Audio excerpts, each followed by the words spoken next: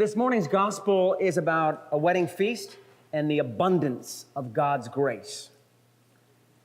Clergy get to be part of lots of weddings, second only perhaps to wedding coordinators.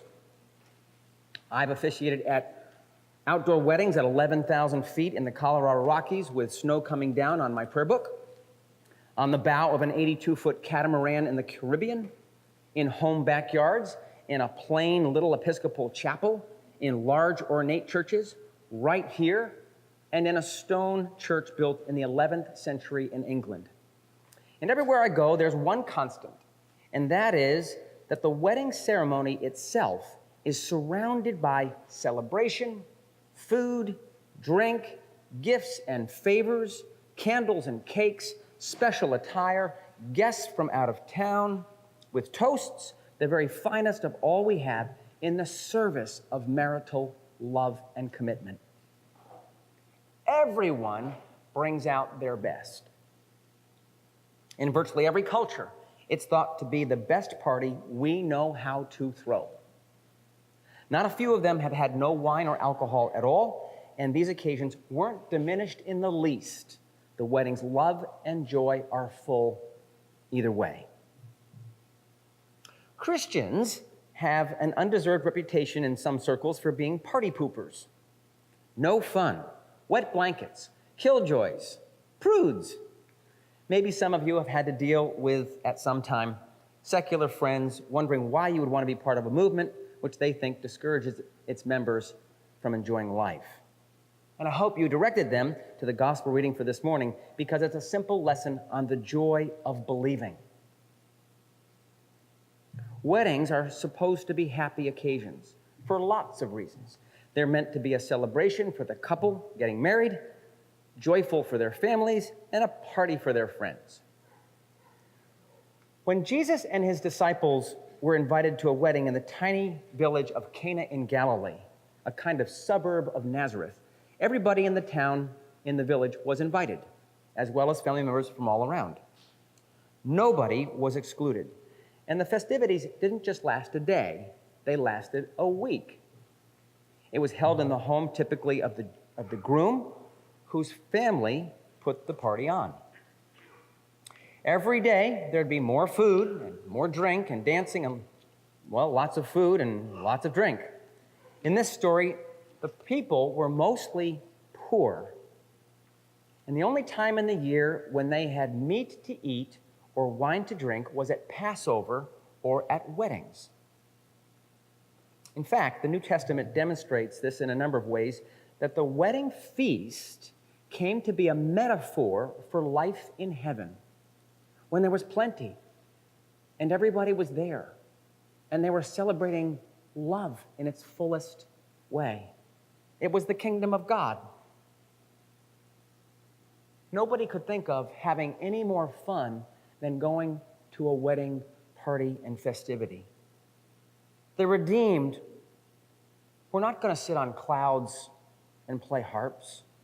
That would be boring. They're going to eat and drink and have a joyful time together. Okay, have I set the stage well enough for you to understand what was going on when Jesus' mother took them aside from the other guests and told them they're out of wine? Wine is a symbol of the kingdom of God, when the fields are bearing fruit and the harvest is plentiful and everyone is present and the joy is full. And for the purposes of this story, when the wine is gone, the party is over. Mary is sensitive to this common problem that you and I know. It's being the host and not having enough. She wasn't the host, but she was sensitive to those who were. Perhaps this was the marriage of one of Jesus' cousins, so his mother couldn't just stand aside and let her family be embarrassed by not having enough wine being provided to last the full week. So she did what just came naturally to her. She told Jesus. And she's a model of faith. She didn't ask him to do anything in particular, She didn't say, why don't you hop on a donkey and ride over to Nazareth and come back with a few skins of wine for us? She just said, they have no more wine. Now, it's hard to translate Jesus' answer to her into contemporary English. The best version would be something like this. Is that any business of ours, mother, yours or mine? This isn't my time. Don't push me. But like a good Jewish mother, she went ahead anyway and told the servants, whatever he tells you, do it. And that's good advice for us too. We all know what Jesus did. There were 6 oversized stoneware jars set into the ground in the courtyard. And an archaeologist would call this amphorae, because they're a very particular kind of container. They provided water for the rituals of purification, customary in an observant household. Jesus told the servants to fill those amphorae that can contain up to 30 gallons of water. They'd have to make many trips into the center of town or wherever the well was to come back to that yard and fill up those, because we're talking about possibly as much as 180 gallons of water. Then Jesus told them to take a dipper of that water to the steward of the feast. And when the steward tasted it, it was no longer water, it was wine, and it was better wine than had been served yet. To him, the groom had obviously done the unexpected. He had saved the best vintage for last. And that's a sign of what we Christians call grace. Something being received or something being given freely that goes way beyond and above anyone's expectation. Grace.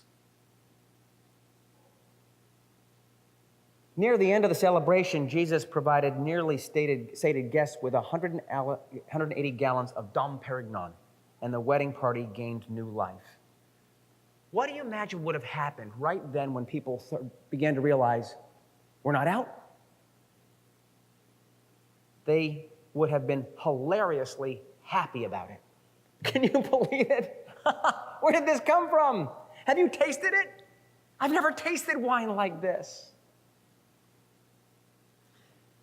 Now, what I hadn't seen until this week, what I hadn't really grasped was that this was not a largely public demonstration of his power.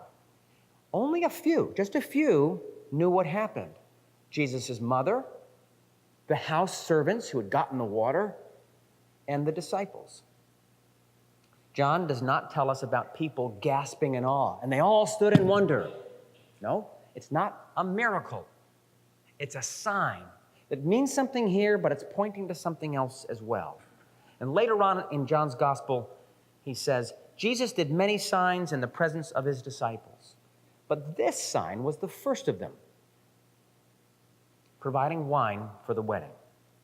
It manifested his glory, and his disciples believed in him. John tells us in today's opening line that this sign was done on the 3rd day. Even the language John is giving us is setting us up to think, 3rd day, where have I heard that before? Pointing us forward to that great sign of Christ's death and resurrection on the 3rd day. God's power to change water into wine was a foretaste of something even greater, his power over death and the grave. Jesus would soon be known as the one who saves people, not just wedding parties. Think of what would have happened if Jesus had not intervened. The wedding celebration would have been cut short, and the villagers would have gone home, and a lot of them would have gossiped for months about the fiasco that the Jones had. Remember that one? Yeah, maybe years. The bride and the bridegroom would have been ashamed, humiliated. They tried to throw a good party, but they failed, and everybody saw it. They couldn't even afford enough wine for a wedding. But Jesus was there, and John tells us, from his fullness we have all received grace upon grace. He met their need, And interestingly, he didn't draw attention to himself, to his role in providing this abundance of good wine. Jesus stayed in the background, and only a handful of people knew the truth, and everyone else gave credit to the groom. And Jesus was fine with that. This is how God does things in your life, in my life, in the lives of people who never go to church. This is how God works. Most of the beneficiaries of his extravagant grace are unaware of what's going on. We, too, rarely even stop to say thank you, and some, none at all.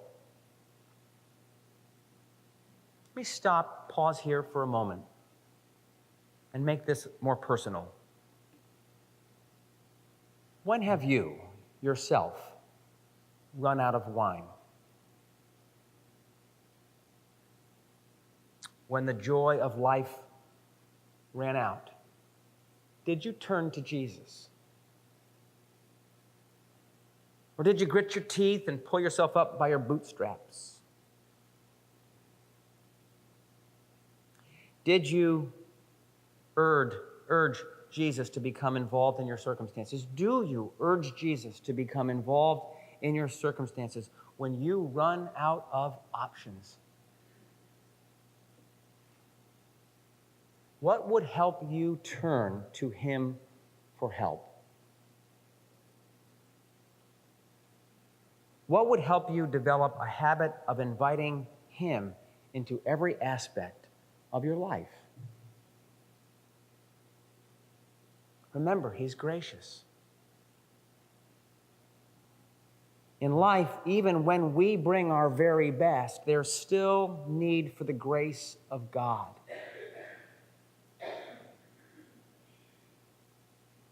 Because wine runs out. And sometimes we blew it, and sometimes somebody else blew it. Maybe a combination of the two, but we're out. We did our very best. And the with God life is helping us to prepare space for God's intervention, his gracious intervention. The reason I find John's gospel so attractive is that it discloses in one episode after another the overflowing love of God who delights in providing for his friends. Matthew, Mark, and Luke begin Jesus' ministry with his preaching, saying, "The kingdom of God is near." And surely he did preach that message. But John shows Jesus beginning his earthly ministry not with a sermon, but by attending a wedding party and providing a wonderful gift, enough wine for all to continue in celebration, a sign of the joyful nature of the kingdom of God, as well as its arrival in his mortal flesh. The wedding feast at Cana is a foretaste of heaven, a sign to those with eyes to see and hearts ready to believe in the grace of God. Later in John, Jesus says, "I have come that they might have life, more and better life than they ever dreamed of." Christians are not party poopers, wet blankets, or killjoys. Neither are we tight-fisted. God never meant his church to be a community of unsmiling faces, stingy dispositions, and no fun.